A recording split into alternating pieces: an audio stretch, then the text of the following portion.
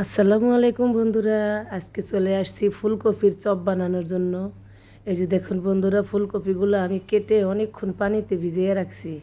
তো ভিজিয়ে রাখার পরে তো পোকা টোকা থাকলে পানিতে ভিজিয়ে রাখলে হয় কি পোকাটা বের হয়ে যায়। তো এবার আমি একটু পানিটা গরম করে মানে পুরো বলক উঠে তার ভিতরে ফুলকপিটা দিয়ে দিলাম। পানির ভিতর কিন্তু একটু লবণও দিয়ে দিছি যাতে ভিতরে লবণটা ঢুকে আর কি। তো এখন 1 থেকে 2 মিনিট, যেহেতু আমি গরম পানির ভিতর দিছি বেশিক্ষণ রাখতে হবে না। এই 2 মিনিটের মতো আমি 2 মিনিট কি 3 মিনিট রাখছি। তারপরে যে এখন আমি এটাকে ভালো করে সেঁকে নিব। সেঁকে তারপরে এখন আমি ফুলকপি দিয়ে চপ বানাবো।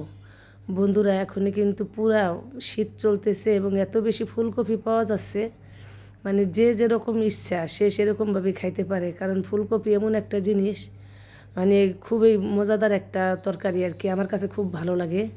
তো আজকে আমার এই বুদ্ধিটাই আসছে মাথায় যে আজকে আমি ফুলকপি দিয়ে চপ বানাবো। তো এই যে বন্ধুরা, আমি কিন্তু চপ বানাইতেছি, কিন্তু ফুলকপির চপের যেই বেসনটা গোলাবেন এটা কিন্তু একটু ঝাল মশলা টশলা একটু বেশি দিতে হবে।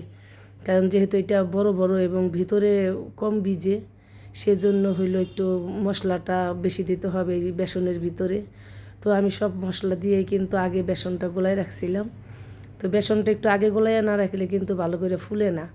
তো সেজন্য আমি আগে ভাগে গোলাইয়া রাখছি, এখন আমি টপ টপ করে ভেজে নিচ্ছি। তো গত বছর খাইছিলাম, এই বছর কিন্তু এখনও এই ফুলকপির চপ আমি বানাই নেই, আজকেই ফার্স্ট। তো কেমন হচ্ছে বন্ধুরা, আমার ফুলকপিটা পুরো মনে হচ্ছে সিঙ্গারার মতো লাগতেছে। কিন্তু আমি বেশি ছোট ছোট করি নেই, একটু বড় বড়ই রাখছি, যেহেতু একটু হালকা ভাপ দিছি সেহেতু কাঁচা কোনো গন্ধ থাকবে না, যে একটু আস্তে আস্তে জাল দিতে হবে।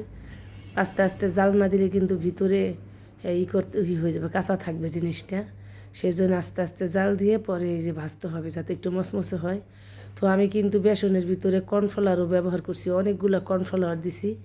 এতে হয়েছে কি আমার ইগুলো অনেক বেশি মচমচে হয়েছে।